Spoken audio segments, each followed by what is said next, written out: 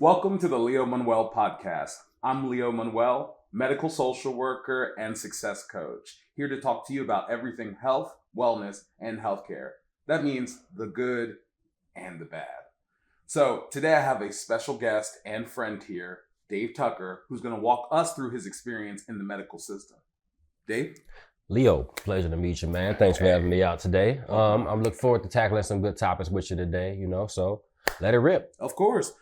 How has the medical, let's say, system served you as an individual? It can be your experience as a man, as a person, as a human being. How has the medical system treated you throughout your life?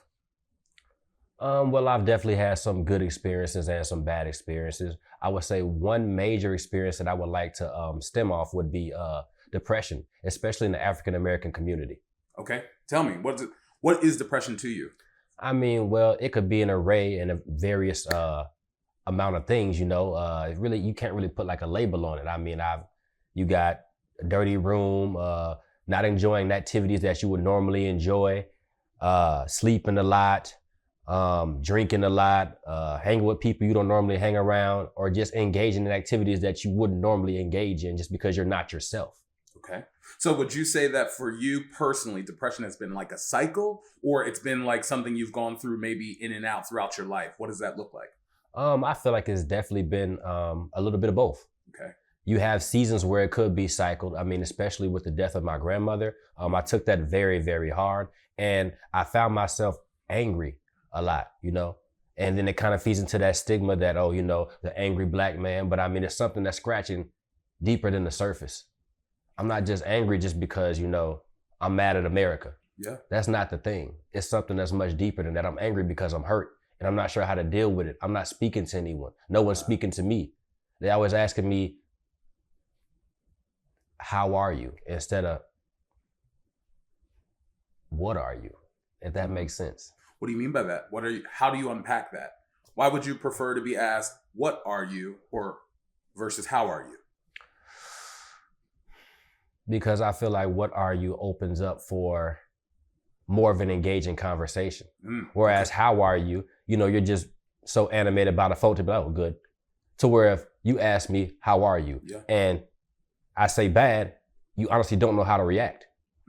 Because you're so used to hearing just good and just go about your day, Mm-hmm. You don't really know who cares. Yeah. And I mean, folks don't care how much you know until they know how much you care. Yeah, that's true. I mean, throughout your journey, especially with your grandmother, kind of what did it start? How did you know you were losing yourself to depression? Because honestly, depression is a battle, and constantly we get up and we fight every day when we have depression. How did you know you were starting to kind of get into the war of depression? Well, I noticed I honestly got into the war, like just taking notice from my friends, noticing things about me that may be off. Like, I mean, I didn't enjoy going out anymore. I would stay in the house. I was a big, workout person. I would either like to go jog or go for a run or a walk with my dog, or just go to the gym with a couple of buddies. And I mean, that kind of ceased. I didn't want to do that anymore. I wasn't really engaging. I wasn't answering the phone. I really wasn't myself. And then I found out, that like after a while, like it affected things outside of me, like it started to affect my job performance, started to affect, my love life. So I just feel like, talking to someone and getting there sooner instead of everybody just passing me off as the angry black man would have most definitely helped me, coping with my depression and coming to terms with what would be healthy solutions instead of coping in unhealthy solutions. So I think when we're talking about healthy solutions and we're talking about what it means to be Black, mental health, and healthy solutions, there's like an intersection there, right? Correct. Do you feel like we as people of color, as Black people, have safe mental health spaces within our community? No. Tell me about it. No. I mean, it starts out when you're younger. I mean, even like in most Black households, you could tell your parents you're depressed. And it's like, oh, I'm gonna give you something to be depressed about. Like, I mean, is it almost a joke? Hard, like, like, is it all like, is it a joke? Like, do you not take me serious? You know, and I mean, maybe that's why you have the episodes in school. Maybe that's why somebody's acting out. maybe it's not just necessarily for just to be acting out, but I mean for attention. Yeah. They're longing for extra attention. Yeah. And not ass whooping attention. Yeah. So it's like when you talk about give you something to be sad about, that really triggers me from the fact that I've heard that multiple times, just like you've heard that multiple times. Yeah. Right? So when we're growing up and we just want to express ourselves, we have to kind of suppress ourselves in order to get through. Correct. Do you agree with that statement? I do. Okay. And that's why I feel like depression in Black communities is most definitely something that's overlooked. Yeah. Because like you said, it's even stemming from a childhood trauma of just, like I'll give you something to be sad about. Like, do what I say, not as I do. Yeah. And you can't really say much because it's like, oh, you're talking back now. So it's just hard to voice yourself. And I mean, if you can't get it at home, how are you going to expect to receive it from the world? Yeah. But I mean, I can't say that it wouldn't be helpful to people because you don't know what they're going through. And I feel like, especially if you're telling these health professionals, I mean, with me coming from up north, I didn't have a lot of people to relate to that looked like me. Okay. That could understand where I was going from in my background. What's the importance of that? Can you tell me like why it's important for you to see yourself within your medical or mental health provider? I mean, I can't necessarily say it's always important, but I can say it does play a factor because I feel like rehab can come in any phase, any color, any shape, any size. Ooh, okay. There's not really a label for it. However, it's just comfortable having someone that you relate to. I mean, take it back to being a doctor. Yeah. Let's say an OBGYN or a pediatrician. Yeah. Your parents may ask you, hey, when you're little, do you want a girl doctor or a boy doctor? Just because of comfort. Yeah. You want to make sure they're comfortable. Why can't it be that same thing with depression? Yeah. Well, that means that people would have to take it seriously. Correct. Right? When you talk about OBGYN, the delivering of children, or we're talking about pediatrician or like children medicine, people take those things seriously because you can see it, you can touch it, you can experience it. But depression is a phantom. Anxiety is a phantom. Mental illness is a phantom. No one sees it, so therefore it's not real, especially within our community. How did you carve your way out of the battle? Like, I'm really interested, like, people started to notice the decline. You noticed the decline from them. How did you fight out of it? Did you go see someone? What was the method? To be honest with you, Leo, at first I had a bad coping strategy. It was alcohol. Okay, tell me about it. I indulged in alcohol very excessively to the point to where it could have posed a health problem. I noticed my cholesterol levels were high. Sodium began being higher.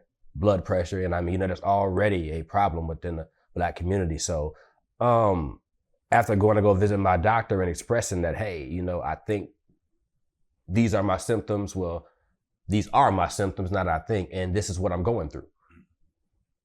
Shout out to Dr. Day, she was awesome. She heard me, and I feel like which is something that wasn't happening, before I'd actually came down here and express myself in the way that I was able to express myself, or someone actually hear me. And I was able to, sign up for a therapist. I'm actually attending therapy now. I'm still attending therapy. I'm 2 years strong, and I feel like I've made a complete 360 transition in my life. Tell me about it. What was it like? Was this your first time doing therapy in your life? It is. Okay, so tell me what that was like. Because so I'm a licensed therapist, right? I've been in the game since 2013, over 2,000 patients served, right? So the thing about it is people start as strangers when they walk into that office, and that's the most off-putting experience. They're like, why am I going to tell my business to a stranger, right? But really, we're licensed in this discipline because we're providing you a service just like a doctor would, right? So you tell me your experience when you came in, sat on the couch, and started to open up. Was it a struggle? Was it easy? Kind of tell me what you experienced. Well, I mean, what I experienced, I was just like everybody else. Like, okay, I mean, I don't know you, like, lady, like, I don't, you know what I'm saying? Like, how am I gonna, and then, I mean, ultimately, like, God really works in mysterious ways, man, because like, I didn't even get to pick my therapist. That was one of my company's biggest things. They were like, well, you get to pick your therapist and blah, blah, blah, blah, blah. And then I was just assigned one. They was like, okay, hey, you got an appointment, it's booked. And I'm like, I don't even know if I'm gonna like this lady. I kind of came in there with a stigma of like, man, she ain't gonna help me for real. It's not gonna be serious. They're not gonna, be able to, like, what I'm saying? Like, I just keep my problems bottled up and I deal with it how I've been dealing with it. Okay. And that's real. I mean, just the woman's nature, like just the way she spoke to me, the way she was able to listen and just be a sounding board. I'm able to bounce things off her, and she's teaching me methods on how to deal with anger, how to deal with sadness, how to cope with confusion. I'm talking to her about people in my life. She gives me examples from her life. So, I mean, it's just it was just all around good vibes. And after that, I felt comfortable enough to where I could come into the session and I didn't even need her to lead. Hey, doc, what's going on? We're going to talk about this today. That's cool? Cool. All right, let's go. And I mean, I can tell I made progress because I went from having one session once a week to once every 2 weeks. Okay, yes. And, I'm trying to eventually get myself out to where I wean and don't need her anymore, because I mean, I don't really feel like it's a forever thing. I don't believe anyone wants depression to be a forever thing. It's obviously something you want to be over. Like, who in their right mind wants to, we're sad today. Yeah. We're going to be sad. Like, no, I don't believe anybody wants to dwell in that. So, I mean, as I'm getting better and as I'm going through my journey and I experience things that, life may throw at us day by day, I just feel like I have to grow. Yeah. And it's like, I love that you said it doesn't have to be a forever thing. And truly, that's not how therapy is designed, right? You're supposed to come in, address the situation, the problem, whatever has brought you in, resolve it, move forward, and go on with life. The only caveat that I add with people is keep in touch with the system. Mm-hmm. So always you can check in, right? Yeah. Everything that we went through 20 years ago, we're not going through now. Mm-hmm. And everything in 20 years from now, we're going to go through something different. Correct. So the thing is, keeping on a good relationship with the mental health system is going to keep you well in the long run. I always tell people, it's like, think of ourselves metaphorically like a car, mm-hmm. right? The car can't run perfect forever unless you maintenance it, right? So a part of our physical and mental maintenance is going to the doctor every 6 months for our checkup or a year. And then with mental maintenance, it's staying good in the system with your therapist or the therapy system. Do you agree with that? I do. Okay. I can agree with that. And I mean, just kind of piggybacks off me, just not wanting to be there forever. And I mean, just being stagnant. You want to show signs of growth. Yes. You want progress. Every step forward, regardless how small it is progress. That's true. And so, I mean, I think that's just one of the biggest things that I really, the good and the bad, of the medical. Yeah, I would agree. So then my question for you is, anybody who's on the fence about like mental health, especially African Americans, Blacks, or even just men in general, because men of all races don't seek mental health support. But then we have an extra layer of being Black, African American. So what would you say to anyone who's on the fence, who's hurting, who really needs to talk to somebody?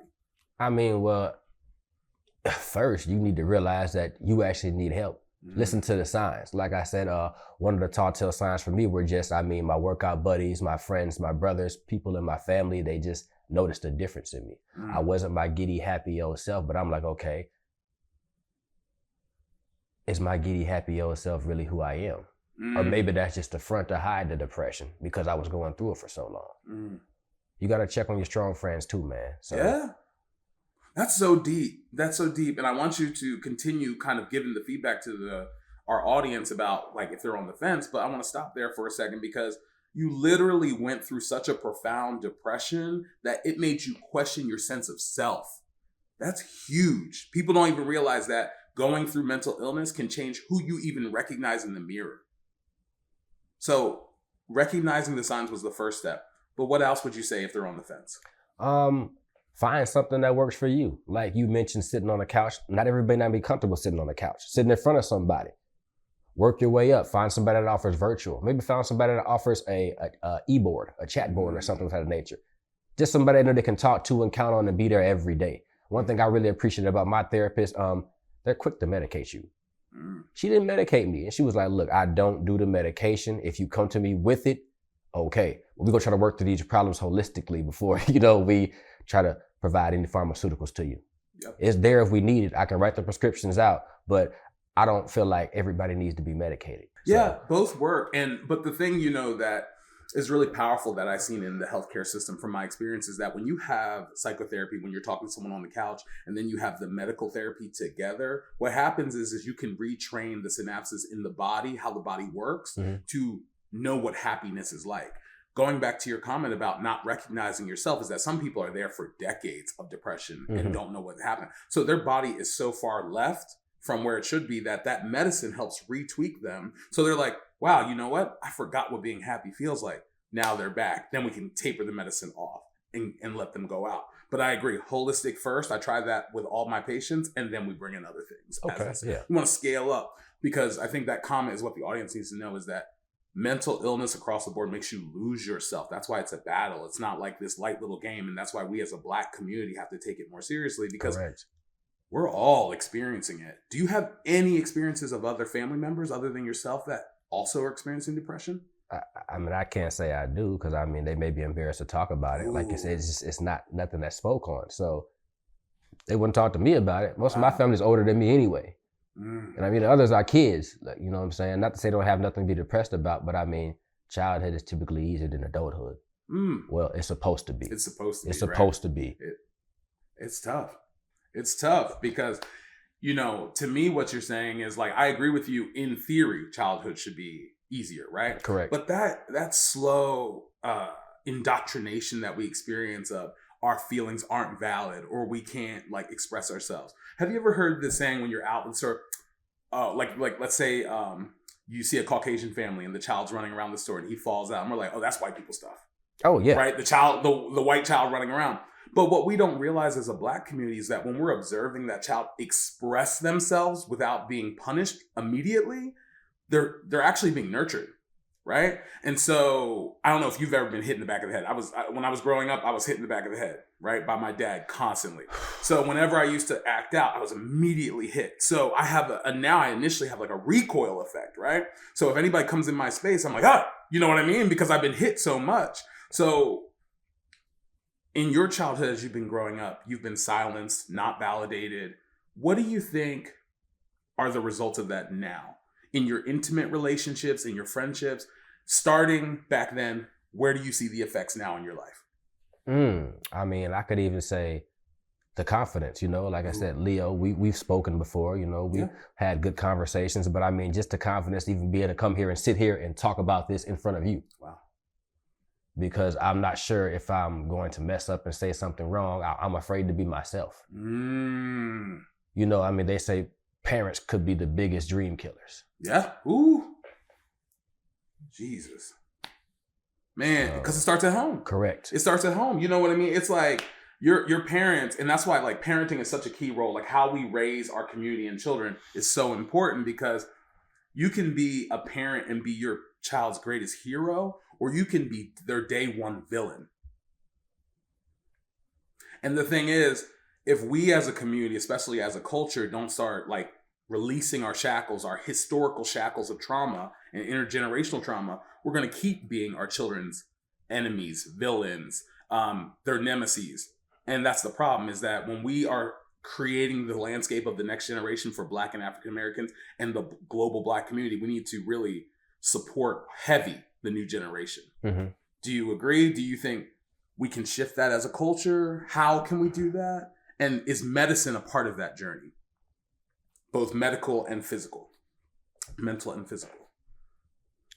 Well, Leo, I say that medicine is always going to be a part of the journey. I say, you said medicinal and physical. Let's not forget financial. Ooh, okay. Come on. What do you mean by financial? I mean, like I was, you know, kind of stating earlier. I mean, I feel like America's big push, you know, especially with big pharma, is like to medicate people. They want people on drugs. And sometimes I feel like, yeah, they help, but drugs kind of cloud your judgment. And it affects your cognitive ability to be able to make, you know, stern choices. Yeah, different medications have different side effects. Correct. For sure. And you got to kind of find what works best for you, because I'm pro-med in the sense of getting you to a point where your body works healthily with it, right? Because the thing is, I'm not about the over medication. I think that's where the negative stereotype comes from, right? When a person comes in and the doctor hits them with 13 medications, I'm not on that type of time. But if you give someone just enough to manage them, because I've had chronic depression most of my life as well. So, you know, and I've had 2 suicide attempts, you know, and I'm very public about that. And I tell people, if you do not understand and get the help early on, it could result in an attempt on your life from yourself. And so in the 2020 around COVID, I had to go on a lot of medications to even have life to get up out of the bed. So I even brought in my housemate who's living with me now to make sure that I have a support system and grow from there. So I'm very pro-med, but I'm off of it now, right? I used it to give me life at that time period, to go to work, to pay the bills, because it would have been worse, me being depressed and on the street, right? So I used the medicine to give me life for that time period, and now I'm off. So it can serve as a way to help you. you made a good point, and I honestly want to go back and dig deep into something you said with your suicide attempts, because I mean, it's honestly crazy you said that. I mean, this with me mentioning, childhood and just being, angry and just confused just about like, I don't know, why I didn't have certain stuff or why certain stuff wasn't happening for me that I seen it happening for other folks. I actually attempted suicide in 5th grade. Tell me. And then, my dad's job, they paid for me to go to therapy. And I mean, I kind of feel like this is where having someone who looks like you or can relate to your problems hits home, because I mean, when I went to therapy, like I had a psychiatrist in the 5th grade, man. I probably had about 20 sessions, because that's all insurance would pay for back then. And it didn't help. All I did was play games all the time. Okay. I remember a big sandbox. I'd be playing with that, the scoops and what they call it, buckets, and little dinosaurs just there. I mean, they had books. They had a hoop, little tight hoop. I'm just in there shooting. Yeah. For like 30, 45 minutes in a session. And nothing ever happened. Like, I don't remember nobody asking me how my day was. It was just like a play session. Like, wow. And I felt like it was overlooked, because had I would have been helped then, I feel like I could have been a better individual now. There you go. Not to say that I'm not always chipping away at it, but I mean, I feel like I wouldn't have got to some of the problems that I actually encountered had it would have been identified and addressed earlier. Yeah, because you said like one of the key things, it's like addressed earlier. It is a huge thing with depression. Depression is a cycle for most of us. Some people have like incidental depression where something happens once in their life, a huge, like they get fired and then they're like very depressed and then they bounce back and then they're never depressed again. Mm-hmm. But then for most of us, it's a cycle. Mm-hmm. It's a lifelong battle. And so if we as a family and as a culture see a child, we need to really be involved early on to make sure that we have what we need as a group to take care of them. So if you had one thing to leave our audience with that was important to your journey, what would you say? What would you want them to remember you for in this healthcare system? Just because they're a doctor doesn't mean they're right. A second opinion is always okay, and it's okay to not be okay. You can get help. That's true. The more opinions, the more support, and the more people around you are going to always make a more informed decision. Dave, I appreciate you coming in. I appreciate you, Leo. Good to see you, brother. Thank you very much. Thank you so much for tuning in to the Leo MonWell podcast. Can't wait to see you for the next episode.